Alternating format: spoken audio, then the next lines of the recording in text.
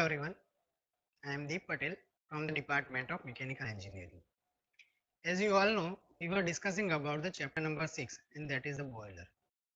In our last lecture, we have started our discussion about the boiler mountings and we have discussed about the 4 boiler mounting. First, we have discussed about the blow-off cock. Second, we have discussed about the fusible plug. Third, we have discussed about the feed check valve. And fourth is the water level indicator. So, in our last lecture, we have discussed these 4 boiler mounting. In this lecture, we are going to continue our discussion about the boiler mounting. Okay.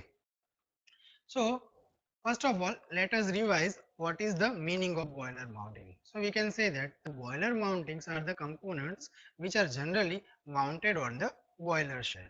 And we know that the boiler mountings are the most important component of the boiler because without the boiler mounting we cannot perform any kind of operation in the boiler, and also it is used for the safe and secure operation of the boiler. Okay, and we know that according to the Indian boiler regulation, these are the boiler mountings. So, in our last lecture, we have discussed about these 4 boiler mounting.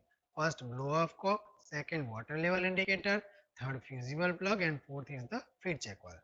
Now, in this lecture, we are going to discuss about this boiler mounting. We will discuss about the pressure gauge. Second, we will discuss about the steam stop valve. Third, we will discuss about the safety valve. And fourth is the manhole. Okay, so we will discuss about the remaining boiler mountings in this lecture. Okay, so let us start with our fifth boiler mounting, that is the pressure gauge. Okay, so here you can see the figure of the pressure gauge.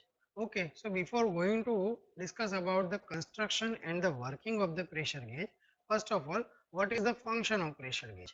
So we know that the function of pressure gauge is simple to measure the pressure of the boiler.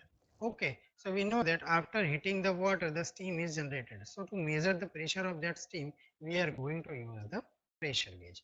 Now, so this is the function. Now, let us discuss about the construction of the pressure gauge. So, you can see here in the figure that in the pressure gauge, there is one circular oval shaped tube. Okay, this circular oval shaped tube is known as the Bourdon tube. And here you can see the one end of the Bourdon tube is directly connects with the rack and pinion arrangement. Okay, and another end of the Bourdon tube is directly connects with the steam space inside the boiler. Okay, so what happens? The steam will come from this steam space to the Bourdon tube. Okay, because it is the hollow tube. Okay, and when the steam is comes from this space, this oval shaped tube is tries to become circular, and when it tries to become circular, the one end of the Bourdon tube will tries to become straight. Okay, so whenever this one end of the Bourdon tube is tries to become the straight, with the movement of this one end of the Bourdon tube, the rack will be moved. And when this rack will be moved, the pinion will be rotated, which is fitted at the center. You can see. When the one end of the Bourdon tube will be moved, with that, the rack will also move. And if the rack will do upward motion, then the pinion will be rotated. Now, with the pinion, we have attached one needle. So, the needle will be rotated, and with the rotation of that needle, we can measure the pressure inside the boiler. Okay, so that all I have written here. So in the construction we can write that the gauge is usually mounted on the front top of the shell. It is having the dial with the graduated scale to measure the gauge pressure. The circular band of the Bourdon tube is of the oval shape, and the one end is connected to the steam space and other end is connected to the rack and pinion arrangement. So this is the construction. Next is the working of the pressure gauge. So in the working we can write that when the pressure is applied to the inner side of the oval Bourdon tube, its cross section will tends to become the circular and the free end of the Bourdon tube will tries to become the straight.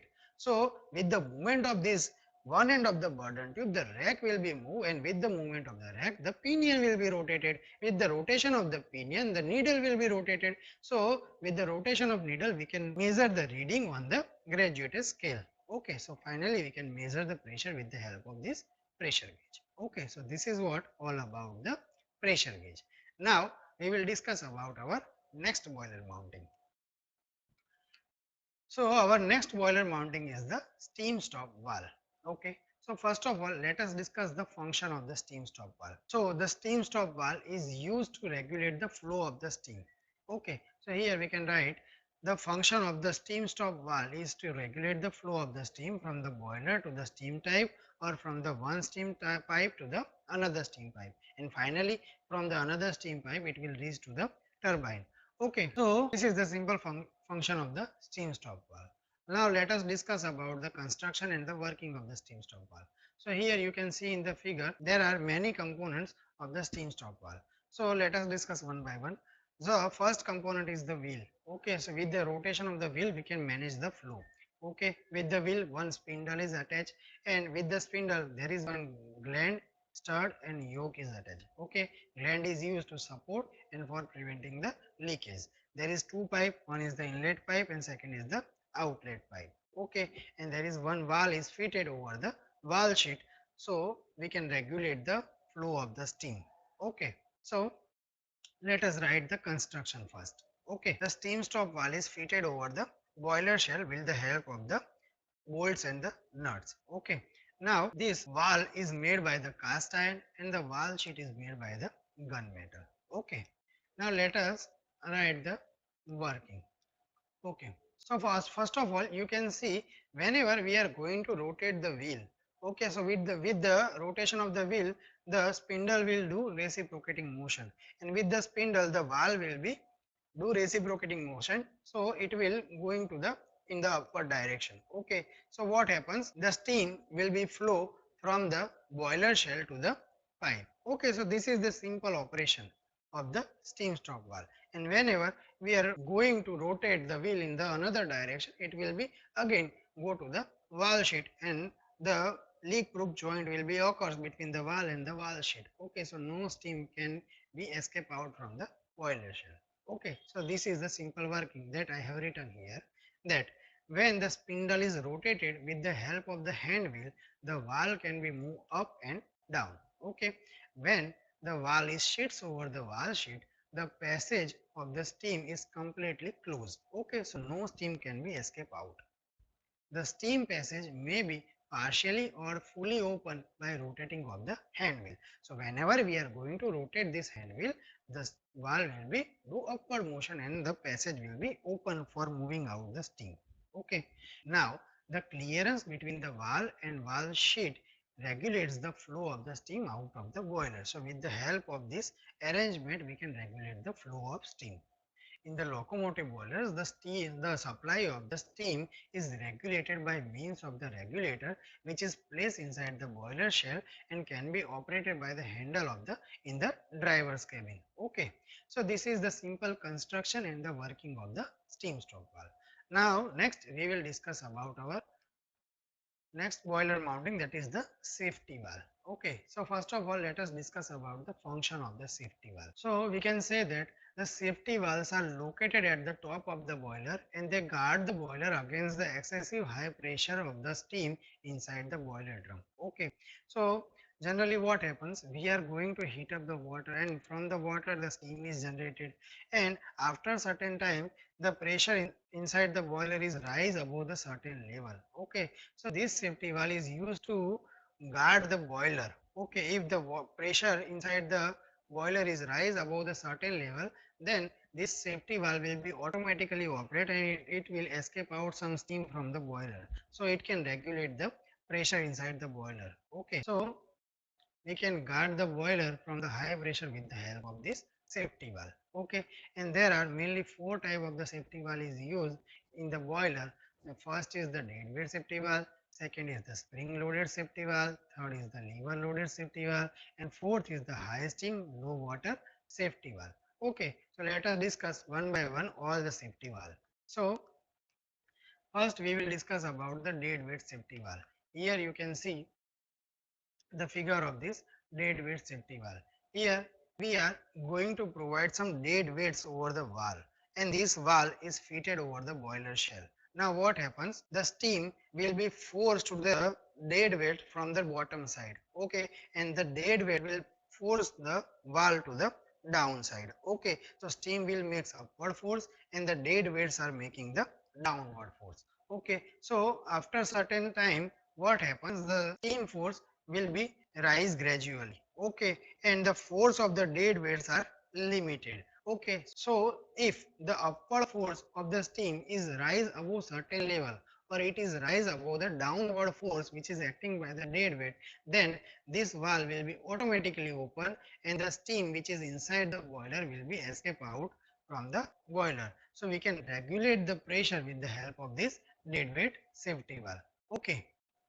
So here you can see the figure and you can easily understand the construction and the working. So we can write here in the working where that when the steam pressure is exceeds the normal limit of this high pressure steam creates the upward force on the valve.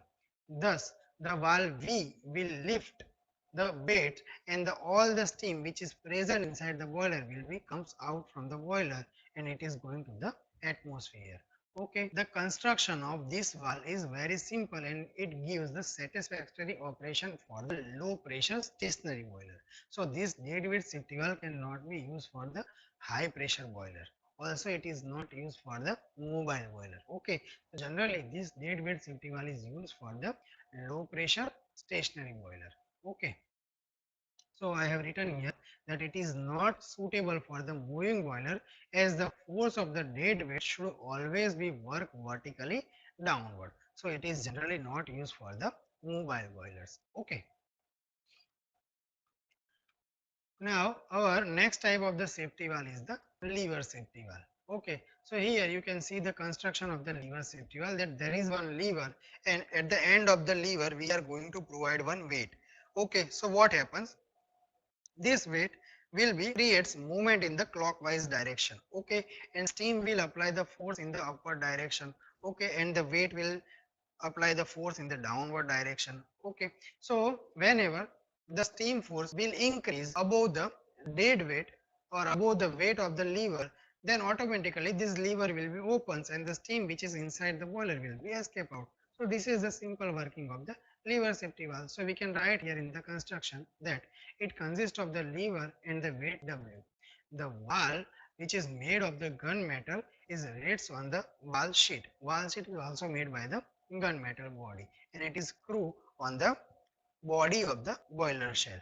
Okay, now we can write in the working that the steam will press against the valve and the valve sheet. When the steam pressure is becomes higher than the pressure of the weight, then we can automatically say that the valve will be open and the steam will be escape out. Okay, so this is the simple working of the lever safety valve. Now our third type of the safety valve is the spring loaded safety valve. Okay, so here you can see in the spring loaded safety valve, you can see there is two columns and above the two columns there is one lever is fitted. Now this lever is directly attached with the spring.